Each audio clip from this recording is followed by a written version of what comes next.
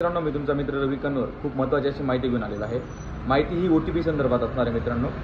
आता 1 डिसेंबर नंतर जो आपल्याला OTP येतो, तुम्ही ऑनलाईन बँकिंग नेट बँकिंग वापरत असाल, कुठल्याही प्रकारचं ऑनलाईन शॉपिंग करताय किंवा कुठल्याही प्रकारचं ऑनलाईन काम असेल, तो तुम्हाला OTP येतो।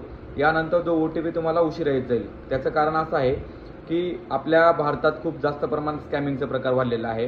काय होतं, तुमचा मोबाईल नंबर हा फॉरवर्ड केलेला असतो, तुम्हाला येणारे मेसेज असतील, कॉल असतील, ते स्कॅमर्स त्यांच्या मोबाईलवरती फॉरवर्ड करून घेतात आणि याच्यामुळे होतं काय, ते तुमचं नुकसान होतं। तुमच्या अकाउंटमधला बॅलन्स असेल, तुमचे अकाउंट्स असतील, ते हँडल करू शकतात। तर यावरती आळा बसायला पाहिजे म्हणून महाराष्ट्र सरकारने टेलिकॉम कंपनींना आव्हान दिलं होतं की तुम्ही जे SMS आपल्या ग्राहकापर्यंत पोहोचवतात ते तुम्ही व्हेरीफाय करूनच तुमच्या ग्राहकांपर्यंत पोहोचवा, जेणेकरून अशा प्रकारचे स्कॅम होणार नाहीत। तर यावर टेलिकॉम कंपनी ज्या आहेत, ज्याच्यात तुमचं BSNL असेल, आयडिया, वोडाफोन असेल, जिओ असेल, एअरटेल असेल, तर यांनी हे आव्हान स्वीकारलेलं आहे आणि त्यांनी सांगितलं की जो आपण कस्टमरला, जो ग्राहकांना जो आम्ही OTP पाठवतो, आम्ही जो व्हेरीफाय करण्यासाठी आम्हाला थोडा वेळ लागेल, तर त्यामुळे सर्व ग्राहकांना हा OTP उशिरा येईल।